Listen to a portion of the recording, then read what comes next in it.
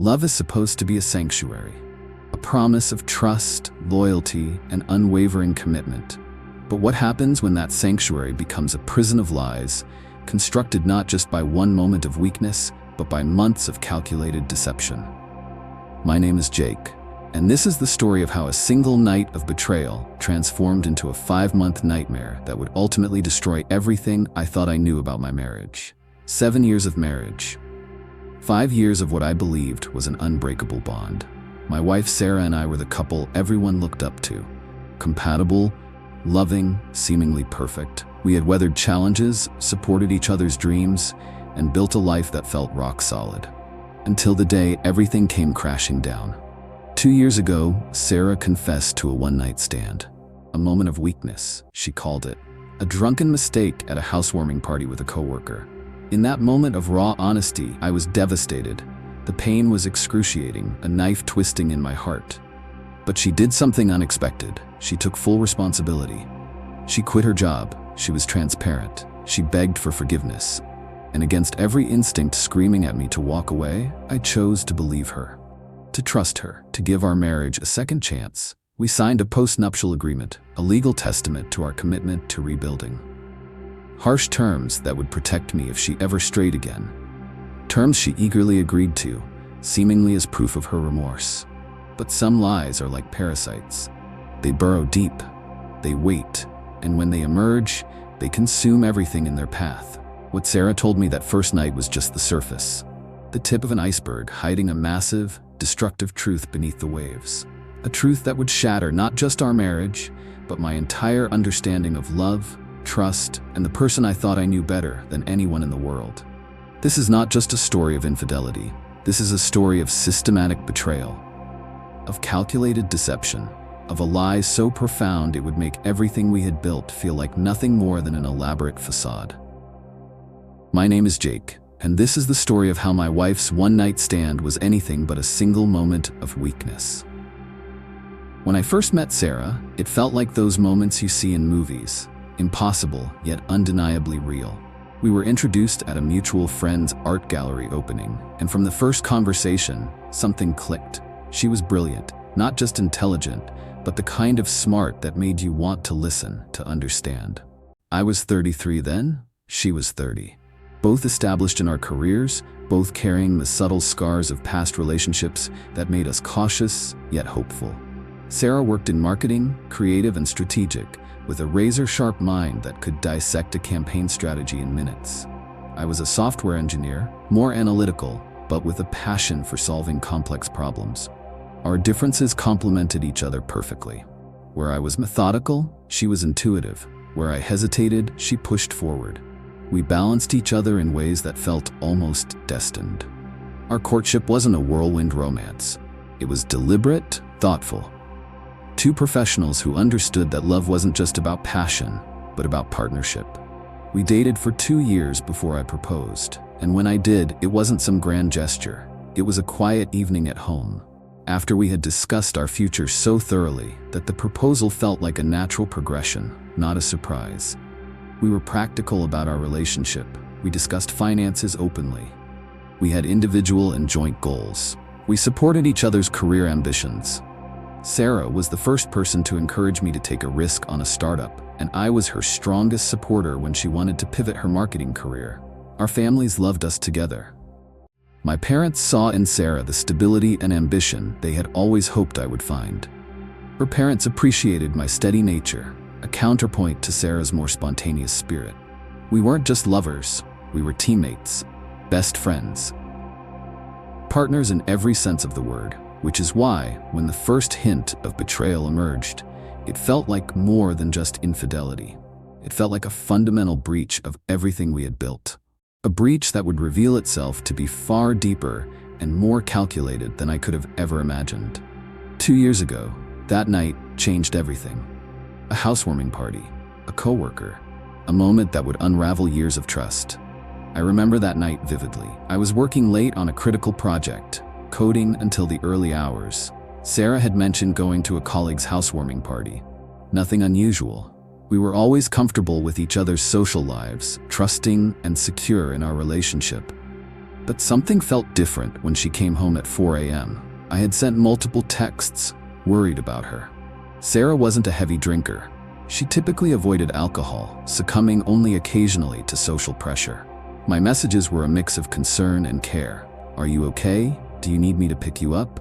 Her response was delayed, vague, distant.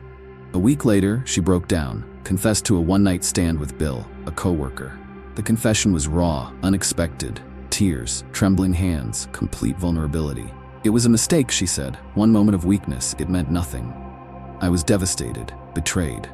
Every instinct told me to end our marriage right then and there. Infidelity had always been my hard line, the one thing I swore I could never forgive. But life, I've learned, is rarely that simple. My own past gave me pause. When I was 19, I had cheated on a girlfriend. Just a drunken kiss, but a betrayal nonetheless. She had forgiven me. And here I was, faced with a similar crossroads. Sarah did something unexpected. She quit her job, voluntarily. I can't be in an environment that led to this, she told me. I tried to discourage her. Practically speaking, being unemployed would complicate any potential divorce proceedings. But her actions spoke volumes. She was committed to rebuilding our trust. We sought legal counsel, drafted a post-nuptial agreement with strict infidelity clauses. If she ever cheated again, she would forfeit our jointly owned home, the car, and any potential alimony. The asset split would be 60-40 in my favor. I thought we had turned a corner. I thought we had recovered. I was wrong. So desperately, catastrophically wrong. Because the truth was far more devastating than a single night of weakness. And it would be revealed in a way I could never have anticipated. The post-nuptial agreement became my lifeline. Every carefully crafted clause now felt like a prophetic shield I had unknowingly constructed against this moment of ultimate betrayal. When I first suggested the agreement 2 years ago, Sarah had been almost suspiciously eager to sign. Now I understood why. It wasn't remorse, it was damage control. The legal terms were explicit. Infidelity would result in forfeiture of our jointly owned home, surrender of the car, complete loss of potential alimony, asset division split 60-40 in my favor.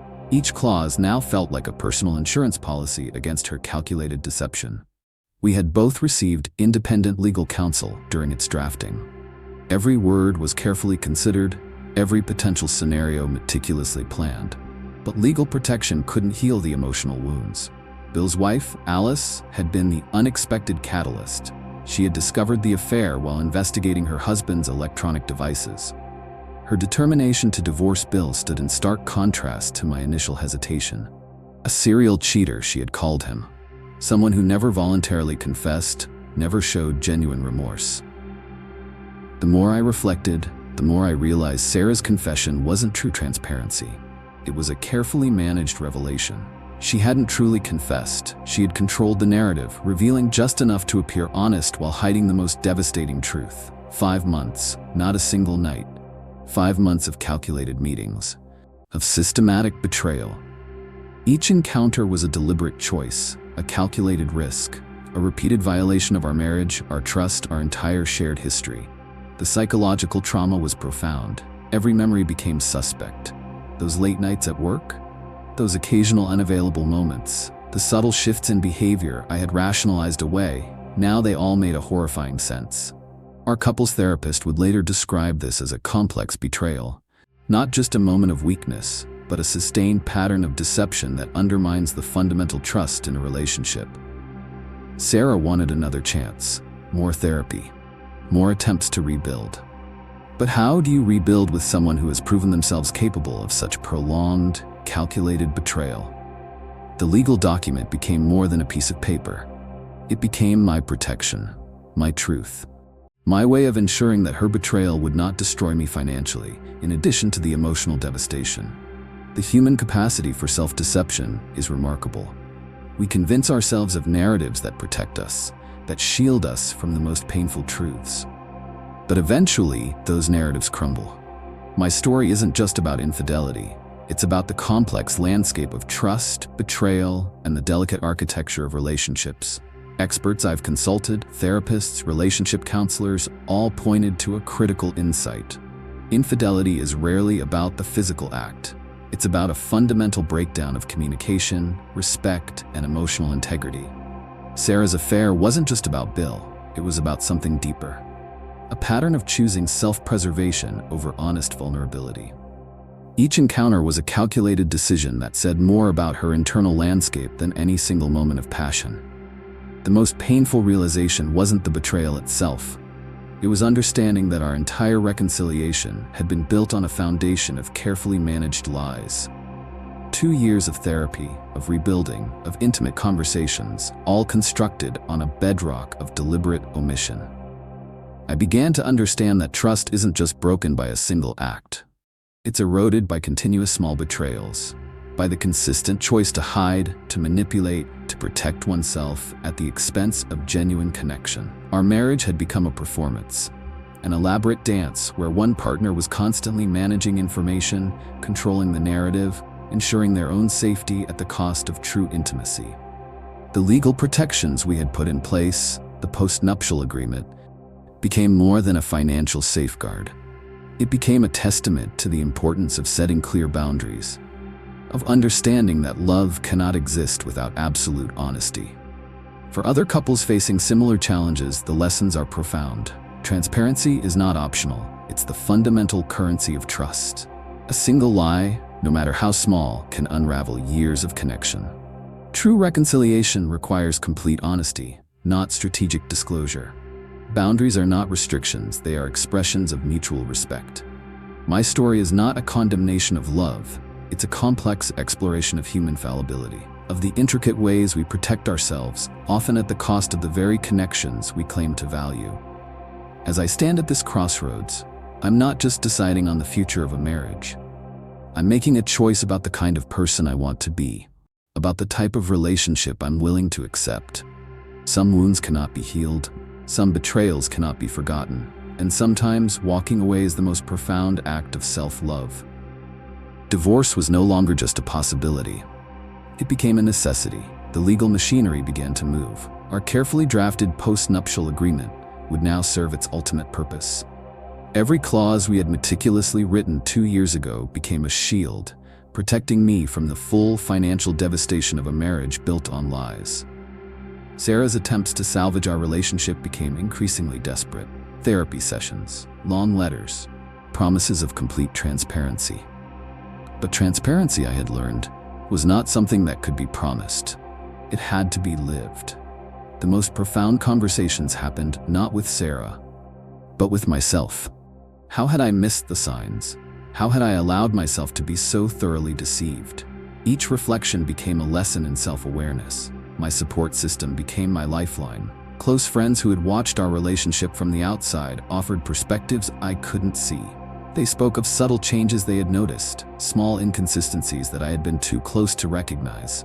A turning point came during a conversation with my therapist. Forgiveness, she told me, is not about forgetting. It's about releasing the emotional burden that keeps you tethered to the pain. I realized my journey was no longer about Sarah. It was about my own healing, my own growth. The betrayal had broken something, but it had also freed me from a relationship built on illusion, freed me from the constant negotiation of truth and lie. To those watching who might be in similar situations, understand this. Your worth is not determined by someone else's betrayal. Your value is not diminished by another's choices. Healing is not linear. Some days the pain will feel overwhelming. Other days you'll find unexpected moments of peace. Both are valid. Both are part of the journey. I made a decision. I would not let this define me. I would transform this pain into power, into growth, into a deeper understanding of myself and what I truly want in a relationship. The post-nuptial agreement would ensure my financial protection, but my emotional protection would come from something far more profound, my own self-respect. To Sarah, our marriage became a lesson. To me, it became a transformation. As I stand at this crossroads, I'm not broken. I'm rebuilding, stronger, wiser, more authentically myself than ever before. This is not an end. This is a beginning. This isn't just my story. It's a universal narrative of betrayal, resilience, and ultimate self-discovery. To those listening, watching, struggling in similar situations, hear me clearly. Your pain is valid. Your confusion is understandable. but you are not defined by someone else's choices. Betrayal leaves scars, deep, intricate wounds that don't heal overnight. But those scars are not marks of weakness. They are testament to your capacity to survive, to rebuild, to choose yourself. I learned that trust is not a given. It's earned, daily, consistently, with absolute transparency. My journey taught me that relationships are not about perfection. They're about genuine connection, about two people choosing each other, moment by moment, with complete honesty. To those contemplating forgiveness after infidelity, understand the layers. One moment of weakness is different from a sustained pattern of deception. Know the difference. Protect yourself emotionally and legally. The most important relationship you'll ever have is the one with yourself. Prioritize your healing, your growth, your peace. Some practical advice for those navigating similar waters. Seek professional counseling. Build a support network. Establish clear boundaries. Prioritize your mental and emotional health. Don't rush into decisions. Understand that healing takes time. My story could be your story. A story of pain, yes, but more importantly, a story of resilience, of choosing yourself, of understanding that your worth is not determined by someone else's betrayal. To the viewers watching, remember, your story is still being written, and you hold the pen. If this resonated with you, share your thoughts in the comments below. Have you experienced betrayal? How did you rebuild? Your story matters. Subscribe to Marriage Mysteries for more raw, honest explorations of relationships, trust, and personal growth. Remember, you are stronger than you know.